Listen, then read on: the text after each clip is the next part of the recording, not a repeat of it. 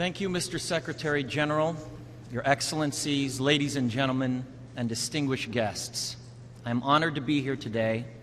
I stand before you not as an expert, but as a concerned citizen, one of the 400,000 people who marched in the streets of New York on Sunday, and the billions of others around the world who want to solve our climate crisis.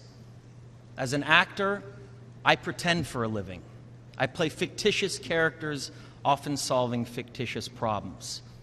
I believe that mankind has looked at climate change in that same way, as if it were a fiction, as if pretending that climate change wasn't real would somehow make it go away. But I think we all know better than that now. Every week we're seeing new and undeniable climate events, evidence that accelerated climate change is here right now. Droughts are intensifying, our oceans are acidifying, with methane plumes rising up from the ocean floor. We are seeing extreme weather events and the West Antarctic and Greenland ice sheets melting at unprecedented rates, decades ahead of scientific projections.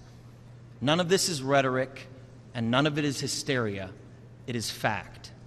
The scientific community knows it, industry knows it, governments know it, even the United States military knows it. The chief of the U.S. Navy's Pacific Command, Admiral Samuel Locklear, recently said that climate change is our single greatest security threat. My friends, this body, perhaps more than any other gathering in human history, now faces this difficult but achievable task. You can make history, or you will be vilified by it. To be clear, this is not about just telling people to change their light bulbs or to buy a hybrid car. This disaster has grown beyond the choices that individuals make. This is now about our industries and our governments around the world taking decisive, large-scale action. Now must be our moment for action. We need to put a price tag on carbon emissions and eliminate government subsidies for oil, coal, and gas companies. We need to end the free ride that industrial polluters have been given in the name of a free market economy. They do not deserve our tax dollars. They deserve our scrutiny, for the economy itself will die if our ecosystems collapse.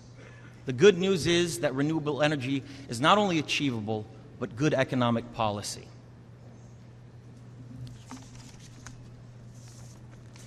This is not a partisan debate. It is a human one. Clean air and a livable climate are inalienable human rights. And solving this crisis is not a question of politics. It is a question of our own survival. This is the most urgent of times and the most urgent of messages. Honored delegates, leaders of the world, I pretend for a living, but you do not. The people made their voices heard on Sunday around the world, and the momentum will not stop. But now it is your turn. The time to answer humankind's greatest challenge is now. We beg of you to face it with courage and honesty. Thank you.